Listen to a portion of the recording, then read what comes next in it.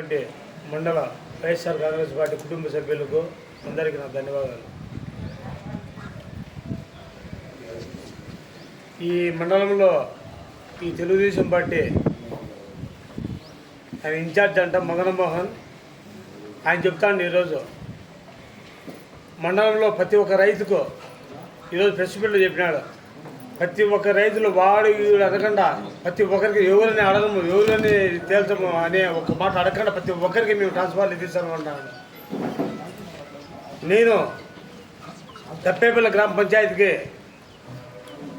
రెడ్డప్ప గారు రమేష్ రెడ్డి గారు ఎమ్మెల్యేగా 1999 ఎమ్మెల్యేగా ఉన్నప్పుడు స్టార్ట్ చేసిన నేను వర్షమేడి హ్యాట్రిక్ సర్పంచ్ 3 సార్లు సర్పంచ్, ఒకసారి మండలాది వచ్చినాయి. ఇప్పుడు ప్రజెంట్ జడ్పీడీసీ మా భార్య గారు. ఇంతవరకు పోయిన ఎంపీగా ఉన్నప్పుడు నేను మండలంలో పెద్ద గోకులం అనేది వచ్చింది. పెద్ద గోకులం వచ్చి ఒక పెద్ద గోకులము దప్పేపల్లి గ్రామ పంచాయతీలో కట్టించున్నాము. అది ఎస్సీ ఏరియా.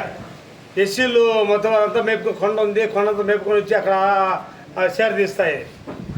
దానికి అమౌంట్ నేను సొంత డబ్బులు కట్టాను, జడ్పీడీసీ ఫండ్స్ కట్టాను, నేను మా ట్రాన్స్ఫర్ డబ్బులు కట్టిండా. అదే ట్రాన్స్ఫర్ మా అమ్మ పేరుతో డ్రా చేసినాము. డ్రా చేసి కూడా ఇక్కడ సబ్స్టేషన్లో పెట్టినారు. అదే సబ్స్టేషన్లో ఎన్నోసార్లు పలుమార్లు నేను అడిగి అడిగి అడిగి అడిగి అడిగి ఎన్నిసార్లు అడిగినా కూడా దాన్ని దిక్కేలేదు, అడిగే పలకరు. మా వైఎస్ఆర్ గవర్నమెంట్లో ఎవరికి ఏ రైతుకు కానీ రైతు అనే బాధపడకుండా మీ ముందు ట్రాన్స్ఫర్లు ఎత్తిచ్చి ప్రతి ఒక్క రైతు చల్లగా ఉండిపోయి అని ఎత్తిచ్చి రోజులు ఉన్నాయి. ఇప్పుడు అదే కాంట్రాక్టర్ ఉమామహేశ్వర రెడ్డి గారు ఉన్నారు, బండ్లు పంపిస్తా డబ్బులు పంపి అంటాడు. డబ్బులు అంటాడు, ఆయనకేం బిల్లు కాదా? అక్కడ ఫోన్లు పుట్టే డబ్బులు వస్తాయి, ట్రాక్టర్లు వచ్చిందనే డబ్బులు వస్తాయి, ట్రాన్స్ఫార్మర్ ఇచ్చిందనే డబ్బులు వస్తాయి. మండలంలో ప్రతి ఒక్క రైతు కాడ ఏ రైతుకు ప్రతి లిస్టు తీసుకుంటాడు.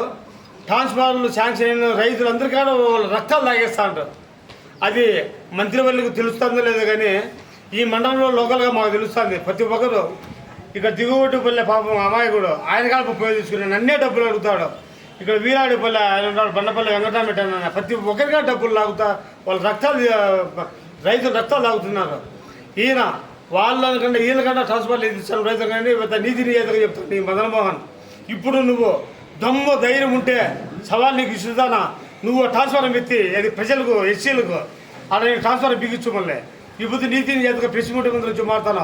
నువ్వు ఒక్కసారి ఎంపీడీసీవే, నాకు 3 సార్లు సర్పంచ్, ఒకసారి 10 సంవత్సరాలు మండలానికి నేను ప్రజల సమస్యలు నీకన్నా 10 నాకు తెలుసు.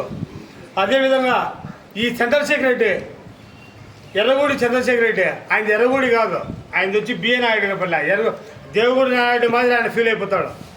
ఆయన లక్ష్మీరంగాల కాడ 14 లేచిన ఎవరు మా ఏరియాలో తన వాళ్ళు రక్తాలు తాగుతూ ఉంటాడు ఆయన. ఇప్పుడు ఆయన వైఎస్ఆర్ గవర్నమెంట్లో మొత్తం డబ్బులంతా రాసేయడమో పుణ్యాన వేల 100 కోట్లు సంపాదించేసి ఎక్కడ చూసినా కూడా స్థలాలు మొత్తం ఇక్కడ రాయచూట్లో ఎస్ఆర్ కళ్యాణ మండపం కాడ మెయిన్ రోడ్డు స్థలాలు కొట్టేసినావు, ఇక్కడ ఎస్టేట్లో స్థలాలు కొట్టేసినావు, లాడ్జీ కొట్టేసినావు, అన్నీ కొట్టేసినావు. ఆ ఎరువుక తిరుపతిలో ఎక్కడ చూసినా నువ్వు కొట్టిన నీకు ముందు నీకు 100 రూపాయలు జేబులు 5,000 10,000 చూసిన వాళ్ళు మేము లేము. పొద్దున్న లేచినా నీకు మొత్తం ఖర్చు పెట్టేవాళ్ళం మేము. నీకన్నా నేను పనిచేసినా అంటే నీకన్నా నేను ఎప్పుడు పనిచేసినాయా? నీకు సాకి తెచ్చి మేము వచ్చాను. వచ్చిన వాళ్ళు బాగా మండలంలో వచ్చి వాళ్ళు రక్తాలు తాగాడు పిలిచేసాను.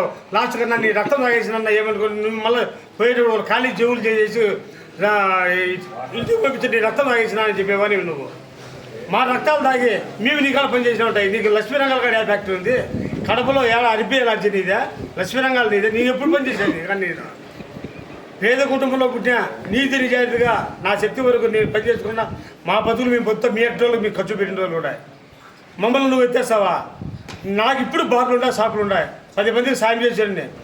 గ్రామంలో ఏ ఒక్క పని ఒక ఊరు సిమెంట్ రోడ్డు పెట్టుకుంటే 3 మీటర్లు గవర్నమెంట్, 3 మీటర్లు గవర్నమెంట్ అయితే 4 మీటర్లు సిమెంట్ రోడ్డు ఎడలుపుతో ఆ 3 మీటర్లు గవర్నమెంట్ ఇచ్చింది ఆ ఊరికి అర్ధ ఊరికి చాలదు.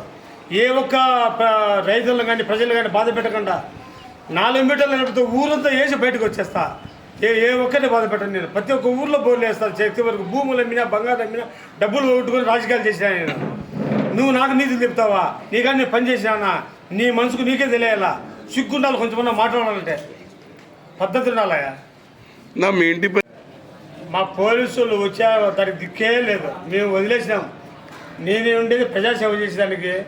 ఎక్కడే కానీ ప్రజలు 30 ఏళ్ళ రాజకీయం చేసిన 30 ఏళ్ళ రాజకీయంలో ప్రజలు తిట్టే కూడా ఎక్కడ పూతరుగా నన్ను రెచ్చగొట్టే కూడా రెచ్చిపోయేవాడిని కాదు, తలగా విచ్చుకొని పోయేవాడిని.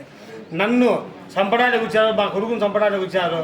మా దేవుడు మా నెత్తి పాటు ఉండి మేము ఏదో తప్పించుకున్నాం. నా భార్యను కొట్టినారు, మా అమ్మను కొట్టినారు, పెద్ద ఆమెను 80 ఏళ్ళ ఆమెను. నా కోడలు గర్భవతుంటే కూడా ఎందుకు అట్ట కొట్టానంటే మా కోడలు కూడా కొట్టారే. ఆ పాపం వాళ్ళకే తగులుతుంది, నీ వాళ్ళకే వాళ్ళ ఎగ్రీతికే వదిలేసినాయి. నేను పట్టించుకో, కేసు కూడా నాకు వద్దని కూడా వదిలేసినాను. మేము అటు కేసులు పెట్టేవాళ్ళు కాదు. 30 ఏళ్ళ రాజకీయంలో నా మీద ఒక పెట్టింగ్ కేసు లేదు. తీసుకోవడం ఏమంటే నాకు జెడ్పీటీసీ ఒక బాధ్యతగా, ఈ మండలంలో బాధ్యతగా, నేను ప్రజాప్రతినిధి కాబట్టి నేను ఆయనకు తెలియపరుస్తానా. ఆయనకు మా ఊర్లో అంగన్న అనే పిల్లలు ఉన్నాడు. వాడు ప్రతి ఒక్క స్కూళ్ళలో పోయి వాళ్ళ ప్రిన్సిపాల్లు కానీ, హెడ్ మాస్టర్లు కానీ, హాస్టల్ వార్డర్లు కానీ, ఏసీ డబ్బులు కానీ అందరూ బెదిరించేది, పేపర్లు వేస్తా చేసి డబ్బులు వసూలు చేస్తా, అందులో వాళ్ళు బ్లాక్మెయిల్ చేస్తా, వాళ్ళ డబ్బులు తింటా అంటాడు. వాళ్ళ తాత కూడా నా చేతులు ఓడిపోయినాడు. నేను చేసిన పొరపాటు ఏంటంటే వాడే మీ తాత కూడా నా చేతులు ఓడిపోయినాడు కదా, వాళ్ళ తాతలు చెప్పుకోండి. ఆ ఛానల్లో మంత్రివర్లకు చెప్పారు. మంత్రికి నాకు ఎలాంటి సంబంధం లేదు. ఆయన మీద నాకు ఆయన నిన్నేమన్నా ఆయన ఇక్కడ ఎమ్మెల్యే టికెట్ తీసుకొని వచ్చారు. వాళ్ళు కొత్త, వాళ్ళకు మాకు ముందు ఏ సంబంధాలు లేవు.